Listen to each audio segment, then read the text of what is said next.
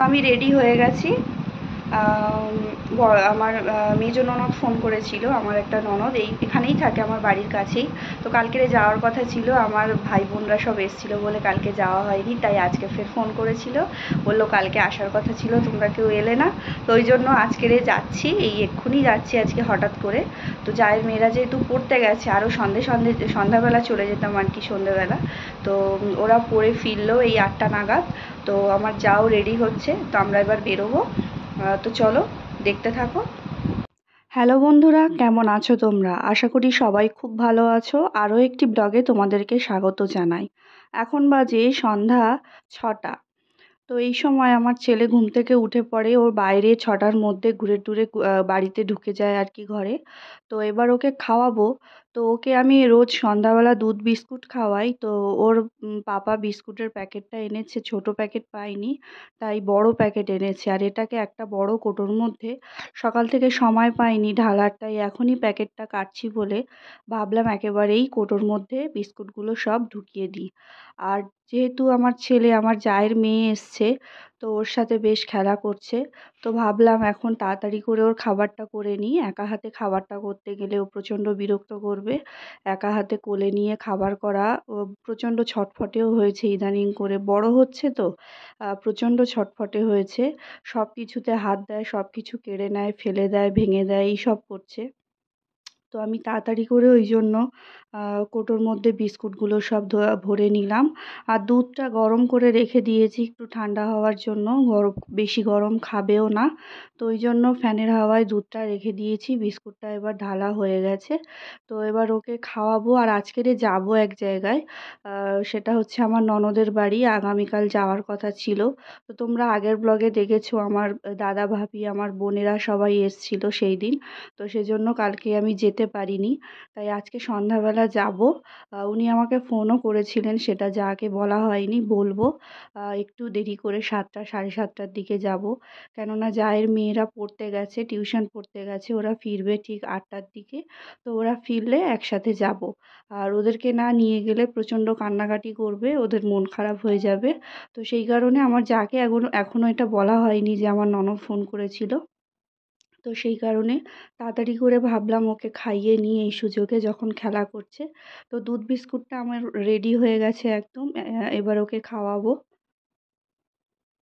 রোজই নষ্ট করে, তাই আজকের একটু অল্প করেই গুলেছি, একটা বিস্কুট দিয়ে, সরি 1.5 খান বিস্কুট দিয়ে।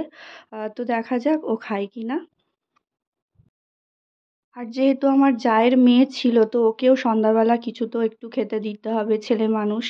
আমার ছেলেটাকে খাওয়াবো, তো ওকে মিষ্টি আমার ফ্রিজে রাখা ছিল। আগের দিন আমার বোনেরা মিষ্টি এনেছিল, ওদেরকে একটা বাক্সয় করে দিয়েছিলাম সব রকম মিলিয়ে মিষ্টি।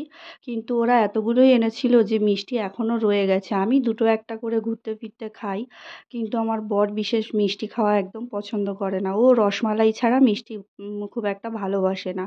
তো সেই কারণে ভাবলাম ওকে একটা দিই, ও এলে মাঝে মাঝে একটা দুটো মিষ্টি দিয়ে, এও মিষ্টি খেতে খুব ভালোবাসে আমার জায়ের মেয়েটা। তো ওকে আমি মিষ্টি খেতে দিলাম। আর এদিকে আমার ছেলে তো সেই মিষ্টিটা দেখে ওদিকেই যাওয়ার উদ্দেশ্য করছে আর কি, ওদিকেই যাচ্ছিল। তো তাড়াতাড়ি করে আমি দুধটা ওর কাছে নিয়ে গেলাম, যাতে একটু দেখেও ভাবে যে না, আমার খাবারও এসে গেছে। তো শেষমেশ ওর হাত দুটো ধরে রেখেছে স্নেহা, ওর নাম স্নেহা, সেটা বলা হয়নি তোমাদেরকে। তো এবার ওকে চটপট করে খাইয়ে দিই, চলো। এই দেখো আমাদের রায়ান খাবে, দুষ্টু বাবু খাবে। বলো, দাঁড়াও, এইটা একটু মুখ গলায় দিয়ে দিই, নিয়ে আবার ফেলবে। তুই খেলা কর, ওগুলো নিয়ে খেলা কর।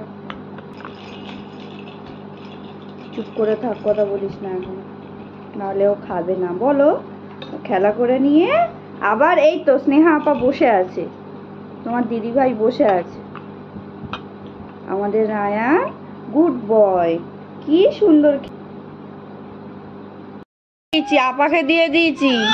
কি, আপার কাছে এখন যেতে হবে না, আপা খেয়ে নি। দুষ্টু ছেলে, চাপ। পাপ। দুষ্টু করে, খায় না, দুষ্টু করে। এদিকে টিভিটাও চলছে, টিভির কোনো মানে ইয়ে নেই। তো তারপরে আমার যাকে ডাকলাম বলার জন্য যে ননদের বাড়ি যাব, আর ছেলেকে জামাটা একটু পরিয়ে রেডি করে দিতে বললাম, আর আমি এদিকে একটু রেডি হয়ে নিচ্ছিলাম যাকে বসিয়ে রেখে। আমি চট করে চুড়িদারটা পরে নিলাম, আর ওকে একটুখানি খাবার তো খেয়েই যাচ্ছে, আর ফিডারে একটুখানি জল নিয়ে গেলাম যাতে ঘন ঘন জলটা খাওয়াতে পারি। আর যা গরম পড়েছে এখনও, আর আমার ছেলে তো অতিরিক্ত ঘামে, সিজারের বাচ্চারা একটুতেই বেশি গরম আবার একটুতেই ঠান্ডা। তো যাই হোক জলটা আমি ভরে নিচ্ছি, আর ওর জল একটা ড্রামের মধ্যে আমি ভালো করে ফুটিয়ে ঠান্ডা করে একটা ড্রামের মধ্যে রেখে দিই। আর সময় মতো মানে দরকার পড়লে আর কি তখন ওখান থেকে একটু একটু করে ঢেলে নিই ওর ফিডারে। তো পানিটা আমি রেডি করে নিয়েছি। তো ওদিকে যাকেও বলে দিয়েছি রেডি হতে। আর আমার জায়ের মেয়েও চলে এসেছিল, ওদের টিউশন পড়া হয়ে কি গেছিল। হয়েছে? ও আমার এক জায়ের কাছেও কি টিউশন কি কি পড়ে আর কি। তো সেই জন্য ওকে বললাম একটু বাবুকে ধর, আমি আন্টির বাড়ি একটুখানি যাবো গুছিয়ে তো, টুছিয়ে নিই। তো তারপরে আন্টির আমরা বাড়ি সবাই ঘুরতে মিলে যাবো। রওনা দিলাম আমার ননদের বাড়ির উদ্দেশ্যে। আমার দুটো জায়ের মেয়ে, তিনটে জায়ের মেয়ে আর কি, আর আমার ছেলে। তো আমরা চলে এসেছি, আসতেই আমার এই ননদের কোলে আমার ছেলে উঠে বসে আছে। তো এখানে আমার যা আমি সবাই একসাথে বসে গল্পগুজব করছিলাম।